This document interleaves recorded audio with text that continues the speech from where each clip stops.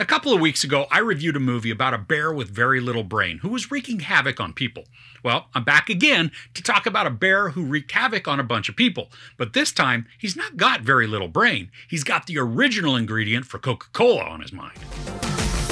An oddball group of cops, criminals, tourists, and teens converges in a Georgia forest where a 500-pound black bear goes on a murderous rampage after unintentionally ingesting cocaine. This is unbelievably based on a true story where drug dealers dump a huge amount of cocaine out of an airplane and then it lands in a national forest where a bear comes across it, eats it, and snorts it, and then goes ham on everything. Elizabeth Banks directs this comedic gore fest, and it stars Keri Russell, Alden Ehrenreich, O'Shea Jackson Jr., Isiah Whitlock Jr., and then the late, great Ray Liotta. There are actually a ton more people in this that also contribute greatly to the story, but I just don't want to go on for minutes just listing actors. Now, while the beginning of the movie starts off in a fairly funny and shocking way, the next several scenes are clunky and they feel more piecemeal together, where the story doesn't quite know what type of tone that it wants to follow. Even some of the lines that are written for the wonderful Margot Martindale, they don't totally work. I mean, she's still getting to deliver her dialogue in her classic sarcastic style, but here it wasn't funny sarcastic or biting sarcastic. It was just off. The same goes for the first instance we meet Isiah Whitlock Jr.'s character. He plays a detective working the case of a dead guy with a bunch of coke and then goes to investigate where he thinks more may have fallen. It's like the story didn't know quite how to just introduce some of these players to the narrative, so their beginnings feel misplaced or oddly ushered in. Luckily, though, the film does find its footing, and it becomes the extremely wild ride that it promises to be.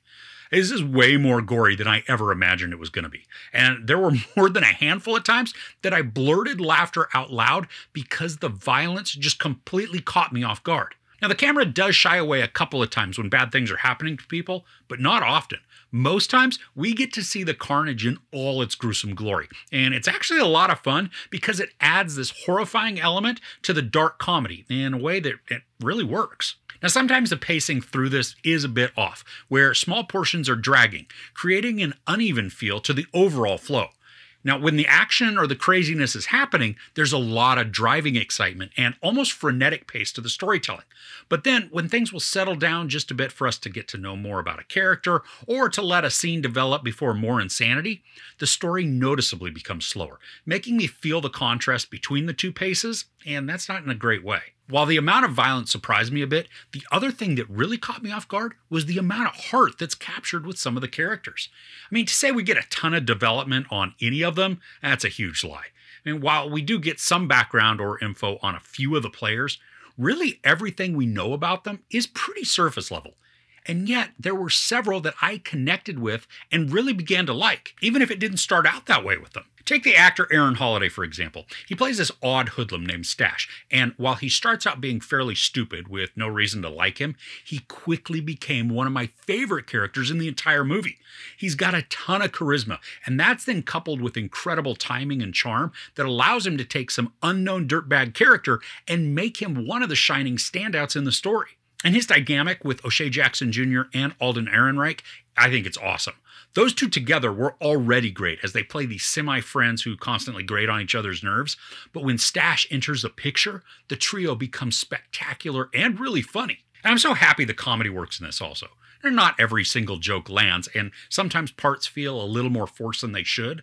But on the whole, when the characters are delivering lines of exasperation, or maybe just out of sheer terror, laughter quickly follows. One thing I was a bit disappointed that didn't make its way into the movie was with Isiah Whitlock Jr. Now, he didn't get to utter his signature line from The Wire, even though there was a perfect opportunity for its inclusion.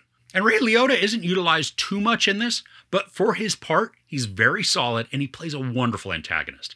He's tough and callous and really comes across as someone for us to collectively root against. And with what is probably his final performance, he nails it and he shows why he was such a formidable talent. Obviously in this, the bear is not real. Now, first, it'd be hard to control a bear to create the chaos and carnage that's displayed, and then I'm also pretty sure that you can't get one all hopped up on coke, as several organizations are going to be very upset. So we get a stand-in, and that's a CGI version, and it's pretty decent for the movie. Now, there are a few times that it does feel very digital, but for the majority of this, the hair, snot, snarling teeth, they all look pretty convincing. Now, I'd love to see a bit of the behind the scenes for the sequences when the cast is interacting directly with the bear, just to see what they saw and how they did it all. And also, for the majority of the movie, it's during daylight hours, so this doesn't use the cover of darkness to hide poor graphics, and I really appreciate that. And because this takes place in 1985, we get some outstanding 80s hits, and probably my favorite during the whole movie was a remix of Depeche Mode's Just Can't Get Enough. It fits perfectly within the scene, and the words then work to illustrate the bear's instant addiction and desire for more Colombian snow. And also, to go along with the whole 80s vibe, the aesthetics of the film, they perfectly capture the spectacle that the 80s were. I mean, Keri Russell, she sports this hot pink jogging suit that's probably polyester because it's incredibly shiny. And Alden Ehrenreich puts on an incredible Canadian tuxedo that is the perfect faded blue denim on top and bottom. So overall, Cocaine Bear delivers exactly what it promises, with some off-the-wall, drug-fueled animal craziness. While the story takes a bit to find its footing in the beginning, once the tone is established, this insane, comedically violent overdose charges towards the finish line with a solid narrative and surprising heart. Not all of the comedy lands, and most of the characters are shallowly developed, but the story still is able to deliver an entertaining story that will have you laughing out loud and cringing at the same time. Also, there's a mid-credit scene. While it's not deep or necessary, it is very fitting and dryly funny, so don't miss it by leaving too early.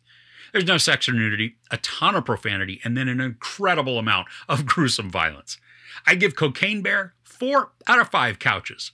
So what other drug-fueled animal craziness would you love to see? Personally, I'm rooting for Angel Dust Orangutan. Let me know yours, though, in the comments below. If you enjoyed this review, please give it a like. Also, don't forget to share and subscribe. I'm Chris. This is Movies and Munchies. Thanks for couching with me.